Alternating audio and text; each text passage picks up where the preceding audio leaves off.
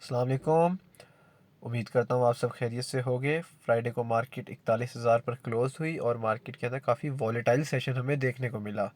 अगर हम थोड़ा सा 2023 के प्रीवियस बेरिश रैलीज़ को देखें और ज़रा मैं आज थोड़े से पीछे से अगर अपनी वीडियो को शुरू करूँ और थोड़ा सा हम अगर देखें कि प्रीवियस जो मार्केट के अंदर 2023 के अंदर जनवरी से लेकर अभी तक बेरिश रैलीज़ बनी, उनके अंदर सेलर कौन था मेन, और जब भी बेरिश रैली बनी तो उसके बाद हमें बेरिश रैली ख़त्म होने के फ़ौरन बाद मार्केट में कैसी सिचुएशन और कैसा रद्द-ए-अमल दिखाई दिया।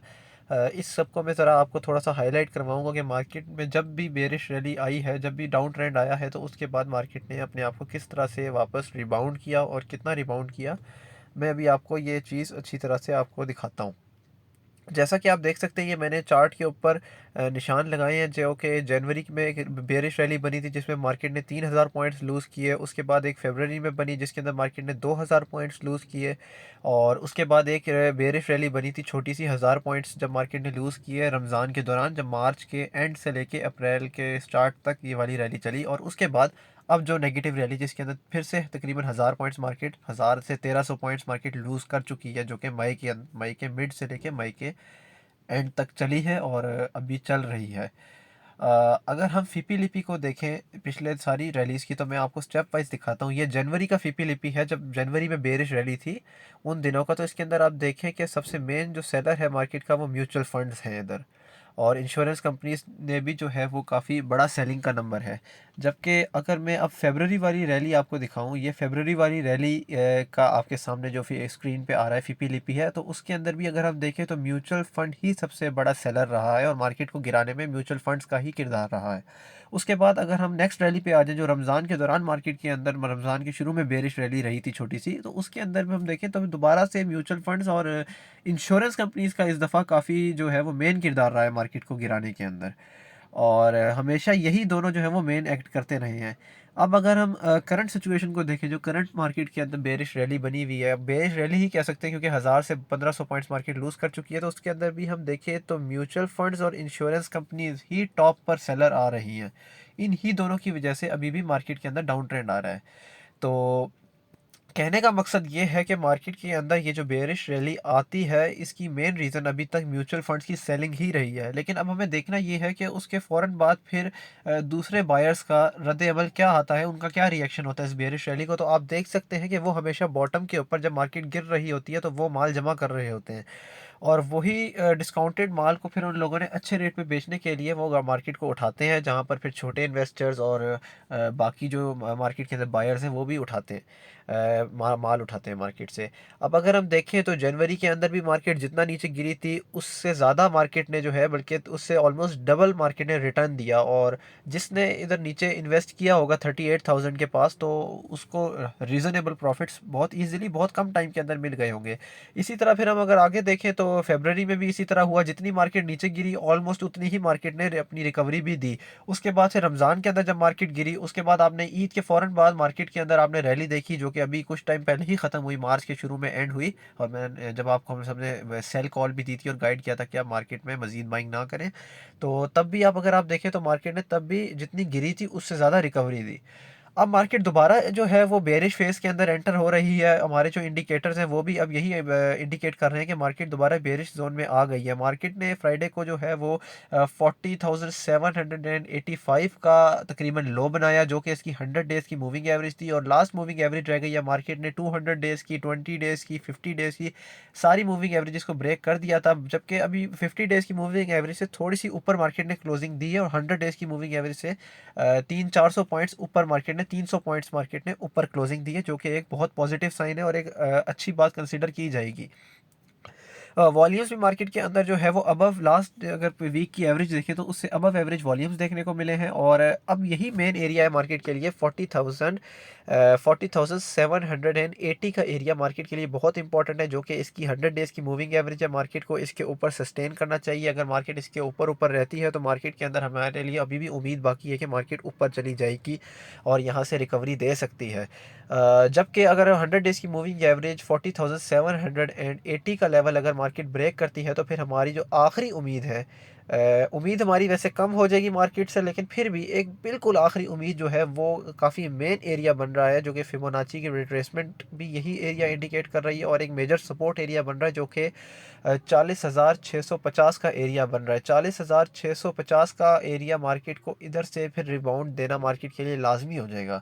अगर मार्केट इस एरिया से भी रिबाउंड नहीं दे पाती और मार्केट रिकवरी का साइन नहीं शो कर पाती, तो फिर मार्केट मज़ीद बेरिश जोन में एंटर हो जाएगी और फिर मार्केट 40,000 को अप्रोच कर सकती है।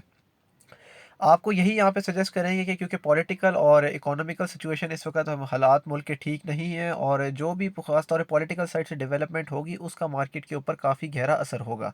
मैं आपके साथ कुछ मेन स्टॉक्स भी शेयर कर दूंगा कि उनके अंदर आपको क्या करना है, और उसके अलावा अभी भी हमारी वही स्ट्रेटेजी है कि 50 to 60% कैश से आप डिस्काउंटेड आइटम्स में बाइंग कर लें, और बाकी जो कैश है आप उसको बिल्कुल फ्री रखें। 40% कैश एटलीस्ट आप बिल्कुल फ्री रखें मार्केट में। तो अभी आपको स्क्रिप्ट शेयर करते हैं आपके साथ। सबसे पहली स्क्रिप्ट है टीआरजी। टीआरजी काफ़ी बुरी तरह मार्केट में गिरा, और इसको, ये जो शेयर है इसको हम लोग ज़्यादा ट्रेड नहीं भी करते, क्योंकि ये एक बहुत वॉलेटाइल आइटम है, और इस शेयर के बारे में यही कहते हैं कि इसका कोई एतबार नहीं है। जब इसको चलाने वाला चाहता है तो तब वो चलाता है, वरना ये शेयर नहीं चलता। ये अपनी मर्ज़ी का मालिक शेयर है। लेकिन अगर हम थोड़ा सा हिस्टोरिकली इसको भी देखें और थोड़ा सा वॉच करें, तो मार्केट में जब जब टीआरजी नीचे गिरा है और उसको बुरी तरह से गिराया गया है, तो तब तब मार्केट के अंदर हमें टीआरजी के अंदर एक अप ट्रेंड बहुत बड़ी रैली देखने को मिली है। जैसा कि पहले ये एक दफ़ा गिरा था तब इसने 60 रुपीज़ दिए, जब दूसरी दफ़ा ये गिरा तो इसने 34 रुपीज़ जो है वो गेन किए। इसी तरह अब ये दोबारा 87 से 89 के बहुत इंपॉर्टेंट सपोर्ट एरिया के ऊपर आ गया है। यहाँ से ये रिबाउंड दे सकता है। यहाँ पर आपको कुछ क्वांटिटीज़ की बाय कर सकते हैं। 87 से नीचे क्लोजिंग का या तो आप स्टॉप लॉस लगाएं, या तो फिर इसकी सेकंड सपोर्ट 75 के पास बनती है। इसकी सिचुएशन हाईली ओवरसोल्ड है। यहाँ से इसके अंदर नीचे जाने की गुंजाइश नहीं है। यहाँ से इसको नीचे जाने के लिए भी ऊपर आना ज़रूरी होगा, इसलिए आप इसको अपनी बाइंग के लिए कंसिडर कर सकते हैं। ये यहाँ पे काफ़ी अच्छा लगता है और अच्छे गेंस देने में उम्मीद है इसकी। उसके अलावा फिर सेकंड स्क्रिप्ट हमारे पास आती है सिस्टम्स लिमिटेड। सिस्टम्स लिमिटेड काफ़ी लोगों ने जो है वो लॉन्ग टर्म के लिए होल्ड किया हुआ होता है, और काफ़ी लोग स्विंग ट्रेड के लिए भी होल्ड करते हैं। काफ़ी टाइम ये रेंज बाउंड रहा, और इसकी जो रेंज थी वो 450 से 500 की थी, लेकिन इसने अनफॉर्चुनेटली 450 की अपनी रेंज को ब्रेक कर दिया, और उसके बाद ये फिर इसके अंदर एक डाउन ट्रेंड बन गया। डाउन ट्रेंड बनते बनते नीचे आते आते ये इसने अपने 400 के भी सपोर्ट एरिया को ब्रेक कर दिया, और अभी ये 393 के पास खड़ा हुआ है। और इसका जो बहुत इंपॉर्टेंट इस वक्त जो करंट सपोर्ट एरिया बन रहा है वो 390 से 393 का बन रहा है, जो कि इसकी करंट मार्केट प्राइस है। अब इसको इस करंट मार्केट प्राइस के से सस्टेन करना ज़रूरी है। अगर हम इसकी आरएसआई को देखें और इंडिकेटर्स को देखें, तो वो इसकी हाईली ओवरसोल्ड कंडीशन इंडिकेट कर रहे हैं कि यहाँ से इसके अंदर नीचे जाने की गुंजाइश बहुत कम है। यहाँ से ये नीचे नहीं जा सकता ज़्यादा, तो इसलिए इसका यहाँ से रीबाउंड होना ज़रूरी है। यहाँ से बाउंस बैक करना इसका ज़रूरी है, और इसका अगर ये 400 से ऊपर क्लोजिंग दे देता है तो ये 420 को अप्रोच करेगा, और 420 से ऊपर क्लोजिंग देने पर ये 500 को अप्रोच करेगा। लेकिन अगर ये 490 का एरिया ब्रेक कर देता है, 390 का एरिया ब्रेक कर देता है, तो ये 375 के पास आ सकता है, जो कि इसकी काफ़ी स्ट्रॉन्ग सपोर्ट है। तो जिन लोगों ने पहले से होल्ड किया हुआ है वो यही कोशिश करें कि यहाँ पे इसको सेल बिल्कुल भी नहीं करें पैनिक करके, और अगर ये 375 के पास आ जाता है इन केस, तो वहाँ पे आप इसको कोशिश करें कि एवरेज कर लें। और न्यू बायर्स को भी यही सजेस्ट करेंगे कि आप इसको भी वॉच करें। अगर 390 को सस्टेन करता है तो बाय करें, वरना 375 का वेट करें बाइंग के लिए। उसके अलावा फिर हम आगे देखते हैं। नेक्स्ट स्क्रिप्ट जो है वो हमारे पास है पाकिस्तान पेट्रोलियम लिमिटेड।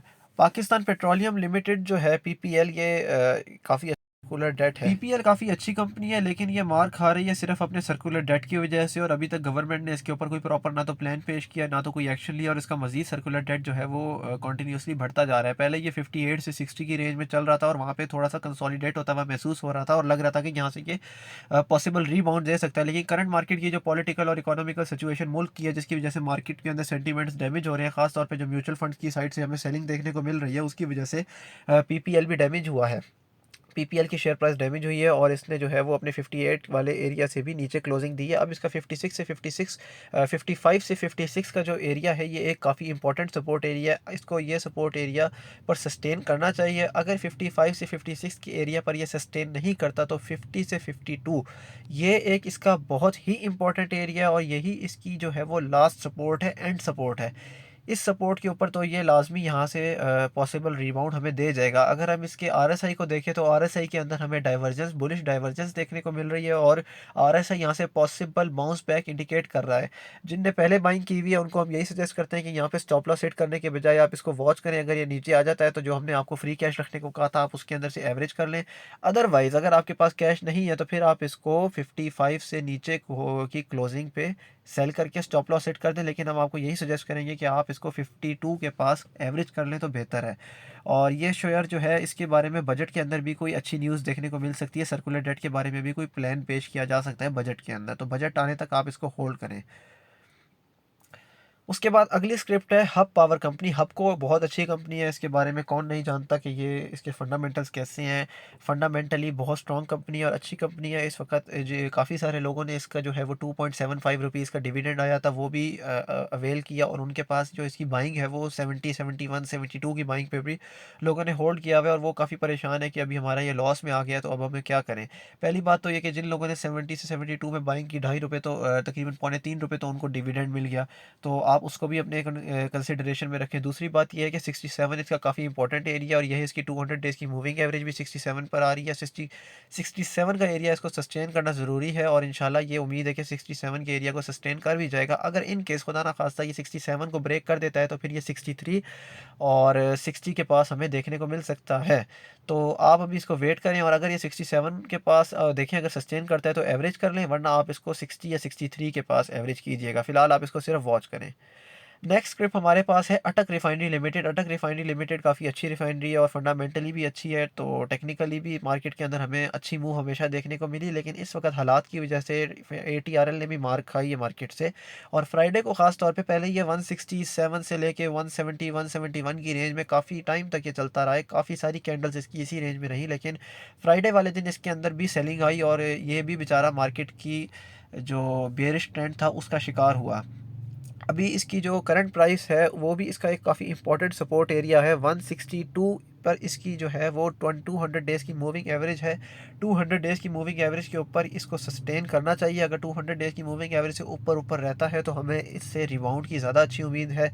अगर 200 डेज़ की मूविंग एवरेज को ये इन केस ब्रेक कर देता है, 162 के लेवल को ये ब्रेक करके नीचे क्लोजिंग दे देता है तो ये 158 के पास आ जाएगा। 156 से 158 इसका बहुत स्ट्रॉन्ग फिर सपोर्ट एरिया है। जिन लोगों ने पहले से होल्ड किया हुआ है वो इसको वॉच करें। अगर ये 162 के पास सस्टेन करता है तो आप इसको एवरेज कर लें।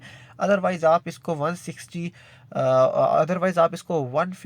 से 158 के अराउंड एवरेज करें और इसको पैनिक में लॉस में सेल करने की ज़रूरत नहीं है, क्योंकि रिफाइनरी से रिलेटेड कुछ अच्छी न्यूज़ गवर्नमेंट की साइड से भी आ रही हैं और पॉसिबल है कि बजट के से पहले या बजट के बाद या बजट के दौरान रिफाइनरीज के लिए भी कोई अच्छा इंसेंटिव अनाउंस किया जाए और रशियन ऑयल का इनडायरेक्ट तो नहीं लेकिन इनडायरेक्ट पॉजिटिव इम्पैक्ट इस रिफाइनरी के ऊपर भी लाजमी आएगा।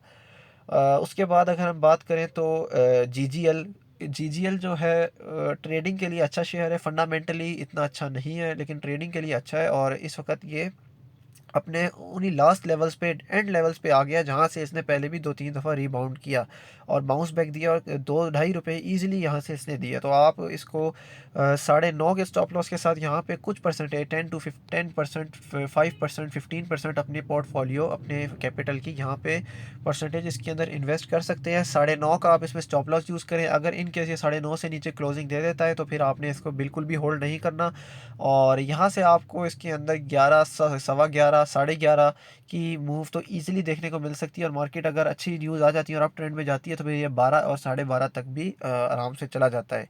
तो ये इसमें इतना पोटेंशियल तो मौजूद है।